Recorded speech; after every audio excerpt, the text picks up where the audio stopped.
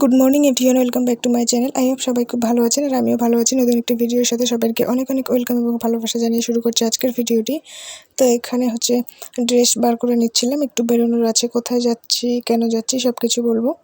তো সেটা জানতে হলে এবং দেখতে হলে সম্পূর্ণ ভিডিওটি দেখতে হবে। আর এখানে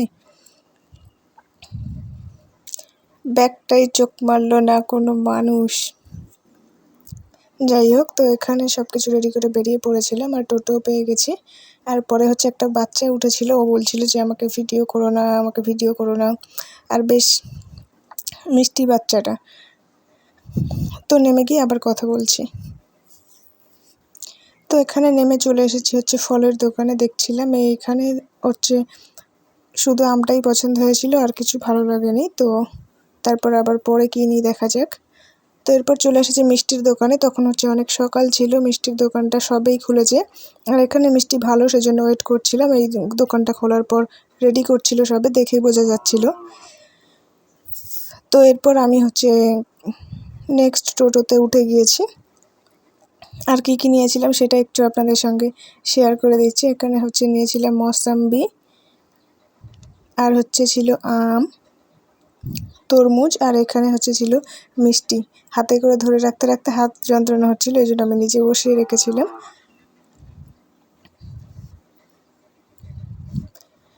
তো এখানে যেতে যেতে দিন শেষে একটু নিজেকে সময় দেওয়া, অনেক দিন হলো ভিডিও আপলোড করা হয় না। তো এখানে যাচ্ছিলাম বেটির বাড়িতে। বেটি বলতে ফুপ্পি আর কি, আমি ছোট থেকে বেটি বলেই ডাকি।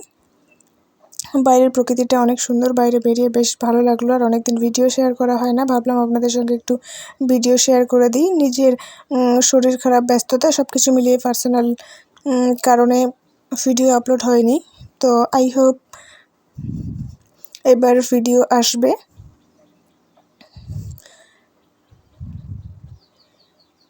একদম প্রকৃতিটা দেখে অনেক ভালো লাগলো। আর বেশ রোদ দেখে বাড়ি থেকে বের হয়েছিলাম। আর এখানে রাস্তায় টোটো দাঁড় করে চিপস আর চকলেট নিয়ে নিয়েছিলাম।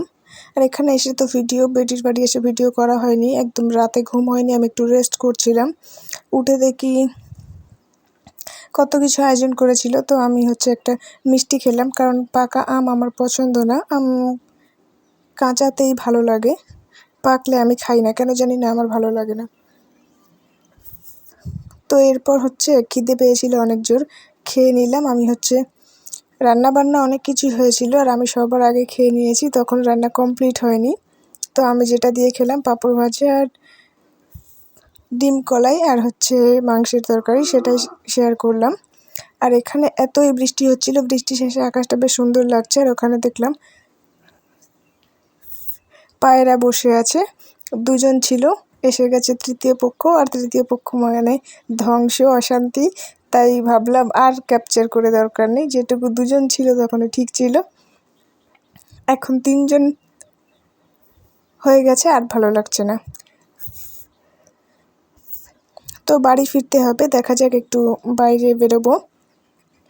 একদম 1-1.5 ঘন্টা প্রচুর বজ্রপাত সহ বৃষ্টি হয়েছে।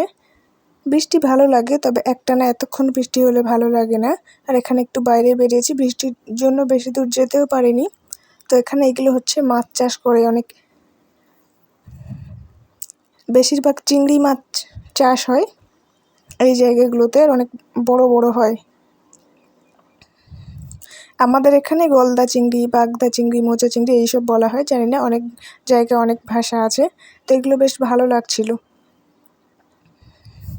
ক্যামেরাতে যদিও অতটা সুন্দর আসেনি, রিয়েলটা যতটা সুন্দর আর কি, তারপরে একটু তুলে ধরলাম। আর এখানে এসে ব্রিজের কাছে একটু ঘুরবো কি ভাই, যেখানে যাই সেখানেই সমস্যা, কি বলবো। 2-3 জন দাঁড়িয়েছিল, টোটো নিয়ে ফলো করছিল। দেন ওখানে বেশিক্ষণ থাকিনি, চলে এসেছি। আর এই জায়গাটা আমার অনেক বেশি ভালো লেগেছে। নদীটা আগে শুনলাম অনেক চওড়া ছিল, এখান থেকে ট্রলার যাতায়াত করতো। তো এখন আর সম্ভব হয় না, কারণ এখন চর পড়ে গিয়ে সরু হয়ে গেছে। যাই হোক, জায়গাটা কিন্তু অনেক সুন্দর লাগছিল, এই জায়গাটা স্পেশালি আমার অনেক ভালো লেগেছে। প্রকৃতিতে ঘেরা সবুজের বন। মনটা খারাপ ছিল না, আসলে মুডটা খারাপ ছিল। তো এখানে এসে মুডটা আসলেই ভালো হয়ে গেল। আর ভিডিওটা কেমন লেগেছে তা কিন্তু জানাতে একদমই ভুলবেন না। ভিডিওটা ভালো লাগলে অবশ্যই একটা লাইক করবেন, কমেন্ট করবেন, সম্ভব হলে শেয়ার করবেন। জানি শেয়ার করার মতো না। যারা আমার চ্যানেলে নতুন, চ্যানেলটি সাবস্ক্রাইব করে পাশে থাকবেন। পাশের বেল আইকনটি অবশ্যই প্রেস করে দিবেন, যাতে আমার ভিডিও ছাড়ার সঙ্গে সঙ্গে আপনাদের কাছে একটি নোটিফিকেশান চলে আসে। তো এখানে নেমে পড়েছি বাড়ির উদ্দেশ্যে। ভিডিওটা এই পর্যন্ত, দেখা হবে নেক্সট কোনো ভিডিওতে। সবাই ভালো থাকবেন।